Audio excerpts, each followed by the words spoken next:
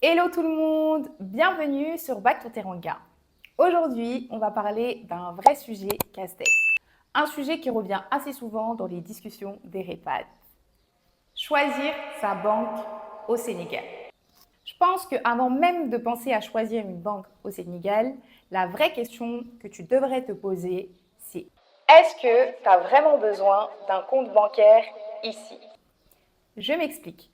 Entre Wave, Orange Money, le cash, il y en a beaucoup qui s'en sortent sans forcément passer par la case banque. En revanche, si tu bosses ici ou si tu souhaites investir ou encore entreprendre, là, c'est clair que tu n'auras pas trop le choix.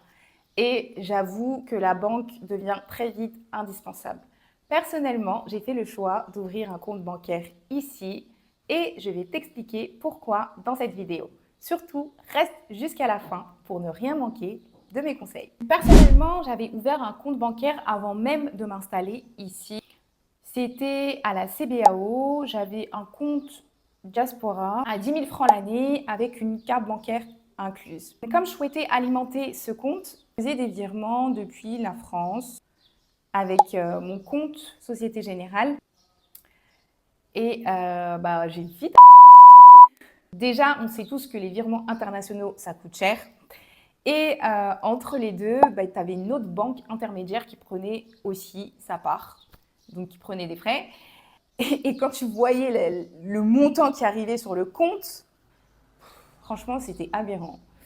L'alternative qu'on m'a proposée, c'était d'ouvrir un compte CBAO pour pouvoir faire les transferts du compte CBAO français vers le compte CBAO sénégalais.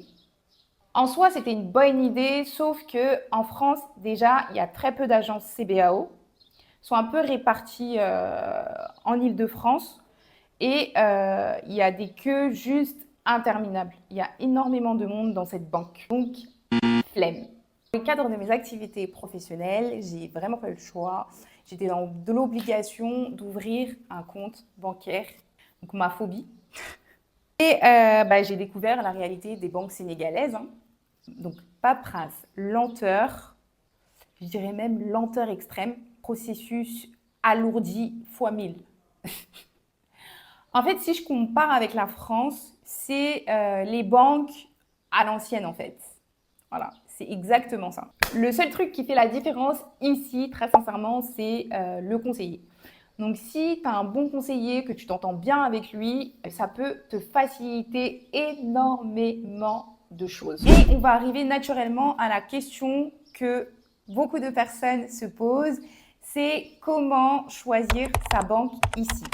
Alors, quand tu choisis une banque ici, il y a 3 critères majeurs à prendre en considération. En 1, ça va être le conseiller, comme je te l'ai dit précédemment. Donc vraiment, si tu as un bon conseiller, comme je te disais, c'est que ça va te faciliter énormément de choses. Bien évidemment, quand tu arrives ici, tu connais personne et certainement pas un conseiller bancaire. Donc l'idée, c'est de voir dans ton entourage qui a un bon conseiller bancaire et lui demander de te faire une mise en relation. Donc, en numéro 2, ça va être le tarif. Il y a des banques qui sont bien moins chères que les autres. Malheureusement, vu que le taux de bancarisation est très faible, très peu de personnes détiennent un compte bancaire. De ce fait, les frais peuvent parfois être élevés et ça varie d'une banque à une autre. Ensuite, en numéro 3, les services en ligne. C'est vraiment important d'avoir une banque qui a des services en ligne, qui a une application qui est fluide et qui a une application en tout cas qui est fluide. Je pense que ça change tout. Surtout nous pour les REPAD parce qu'on a des banques qui sont très digitalisées. C'est non négligeable. Personnellement, moi, j'ai pris la banque la moins chère. Donc moi, en numéro 1, c'était le tarif. Donc ce que j'ai fait, c'est que j'ai fait un comparatif sur le marché sénégalais et j'ai regardé quelle banque était la moins chère. Et à partir de là, j'ai demandé à mon entourage qui avait un conseiller ou une conseillère à me recommander dans cette banque. Et c'est comme ça que j'ai atterri à la banque islamique, qui est d'ailleurs loin de chez moi. Mais pourquoi? Parce que c'était une recommandation. C'est pour ça que j'ai foncé sans hésiter. Moi, ce que j'apprécie avec cette banque, c'est que déjà, les tarifs sont avantageux. Ensuite, ce que j'aime, c'est que je peux faire très facilement mes transferts de mon compte bancaire vers mon portefeuille Wave. Donc, en réalité, je n'ai pas besoin de carte bancaire. Et j'ai aussi un contact direct avec ma conseillère. Et ça facilite énormément les choses. Alors, ce que j'aime moins avec cette banque, c'est l'attente pour voir ma conseillère. En fait, c'est une conseillère qui est très demandée. Donc, souvent, quand j'y vais, je peux me retrouver à attendre longtemps. Cependant, j'y vais pas très souvent et je peux compter le fois où j'ai été à la banque pour la voir spécifiquement. C'était pas énorme. Donc, pour l'instant, ça va. Ce que j'aime moins, c'est que, ok, l'application est fluide, elle est plutôt correcte. Au vu de ce que j'ai déjà connu auparavant, c'est pas top de ouf. Et ce qui me gêne, c'est que j'ai un compte professionnel et j'ai aussi un compte personnel, un compte épargne. Et malheureusement, je ne peux pas accéder à ces deux comptes sur la même application.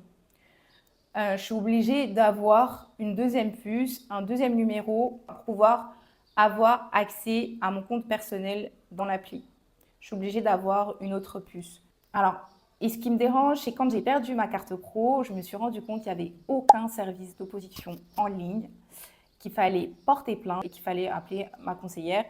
Sauf que moi, quand j'avais perdu ma carte, j'étais en voyage en France. Je ne pouvais pas joindre ma conseillère parce qu'elle n'a pas WhatsApp sur son numéro pro. Vous savez, sur les cartes, en tout cas moi sur ma carte bancaire personnellement, enfin je ne sais pas si c'est propre, c'est lié à la banque islamique, mais moi ma carte pro elle passe, notamment pour les paiements en ligne.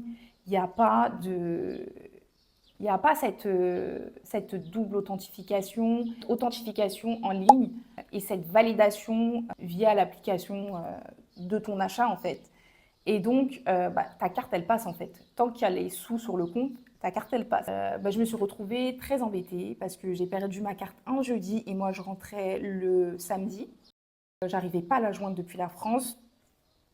Donc, ce que j'ai fait, c'est que j'ai pas eu le choix. J'ai attendu le lundi d'après pour pouvoir faire opposition sur ma carte. Et ça, franchement, c'était pas cool sur le coup, tu vois. Bon, là maintenant, je sais comment ça fonctionne, mais en tout cas, sur le coup, c'était pas cool. Et je pense qu'il devrait revoir ce genre de choses. Heureusement que ma conseillère, elle a géré pour moi, que tout est rentré dans l'ordre. Bien évidemment, j'ai commandé ma carte. Et ça, je vous dis, ça, c'était en novembre. Et ma carte est arrivée en janvier. Donc voilà, c'était mon retour d'expérience sur les banques au Sénégal. J'espère que ça t'aura aidé si tu hésites encore ou si tu es en plein dans les démarches. Comme d'habitude, si tu as des questions ou si tu veux partager ton expérience, les commentaires sont ouverts. On peut échanger là-bas. Et si la vidéo t'a été utile, pense à liker, partager et surtout, abonne-toi. À très vite sur Back to Teranga. Tchuss!